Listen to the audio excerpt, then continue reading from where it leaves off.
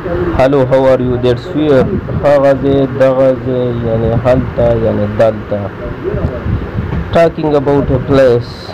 That's where مطلب د یو ځای باره کې خبرې کول، لکه تاسو اکثر وایي که نه چې هلته کې تا ته ما ویلی نه چې داسې کار کوم، هلته کې خو دا نه کېږي، یعنې دلته کې به دا وکړو. نو دلته کې یعنې ځای مطلب دی که نه، دې ځای کې نو دې ته وایي دیټس ویر.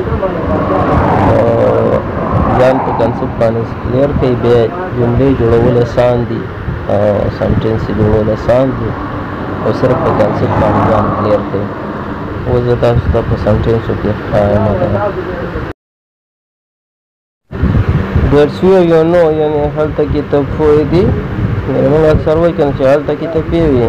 دیټس ویر یو نو هلته کې ته پوهېږې که نه، ځکه خو دې ویلې داسې که نه. نو هلته کې That's where the دغه ځای That's where you saw him.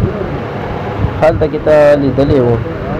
نو هلته کې لکه هغه هلته کې مطلب هغه ځای کې تا هغه لیدلی و. انګلیش کې به څنګه وایي؟ That's where you saw him. ټیک شوله. That's where I didn't buy. دلته کې ما نه دی اخیستی. That's where I didn't buy. That's where دلته کې یعنې دې ځای کې I didn't buy. None of this thing. That's where you didn't say anything. هلته کې خو ته څه هم نه ویلې، یعنې ته هغه ځای کې څه هم نه ویلې. That's where هلته کې یعنې هغه ځای کې کنسپټ باندې کلیر کړو. That's where I had told you about it. هلته کې چې ما تا ته ویلي دې باره کې، یعنې that's where هلته کې هغه ځای کې I had told you past tense بنده ده چې ما تا ته ویلي وو about it دې باره کې. نو هلته کې چې ما تا ته ویلي دې باره کې دا به څنګه انګلیش کې that's where I had told you about it. That's where I live. دلته کې زه اوسم، یعنې دې ځای کې زه اوسم. that's where دې ځای کې زه اوسم. I live زه اوسم.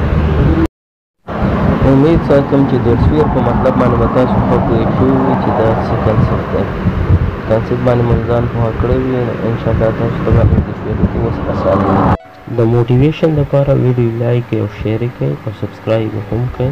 ورسره د ګنټې نشان پرس کړئ چې تازه نوټیفیکیشن تاسو ته ملاویږي د ویډیو.